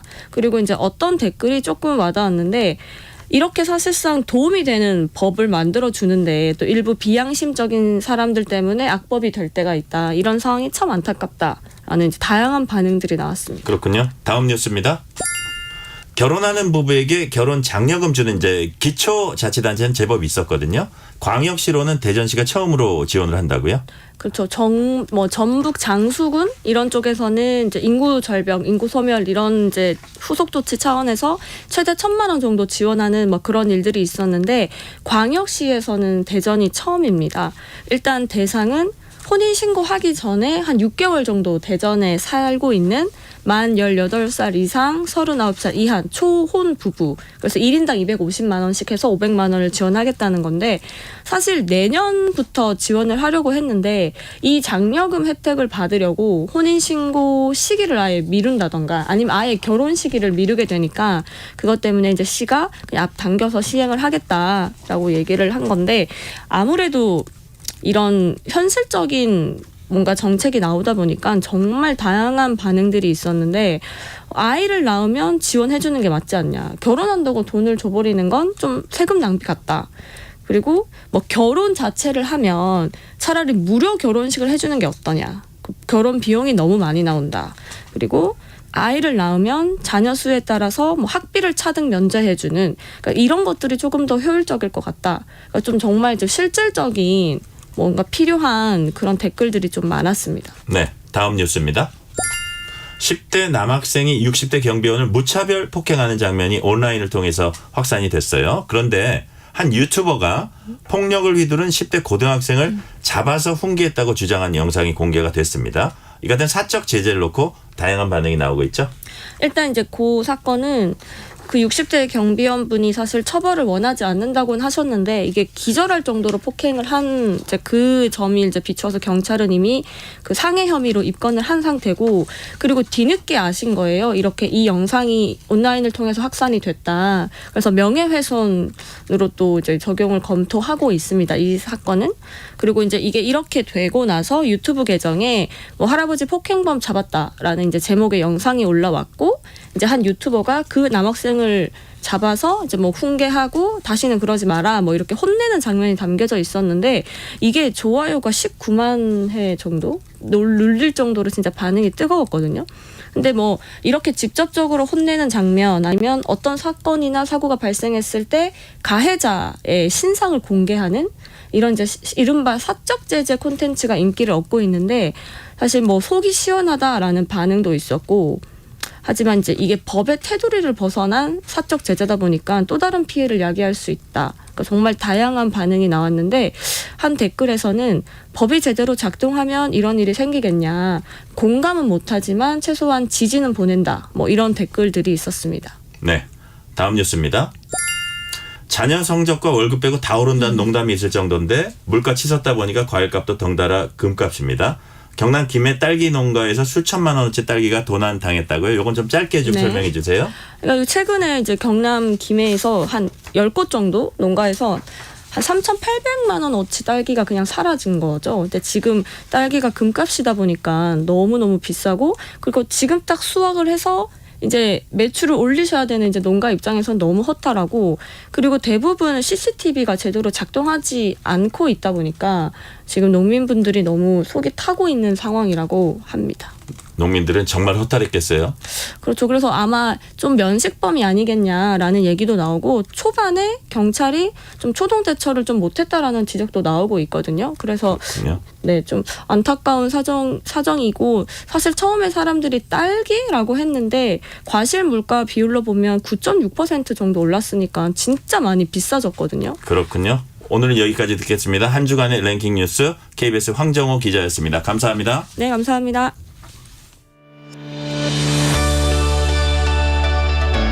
세상을 바라보는 바른 시선. 전종철의 전격 시사.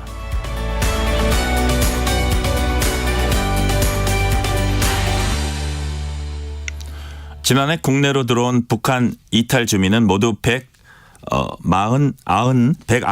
196명으로 집계됐습니다. 주목할 만한 건 지난해 탈북민 가운데 절반 이상이 2030 세대 젊은 층이었다는 점입니다.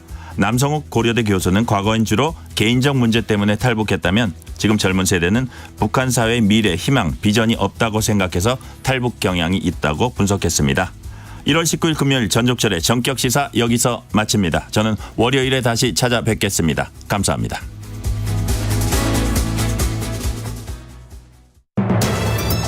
겨울철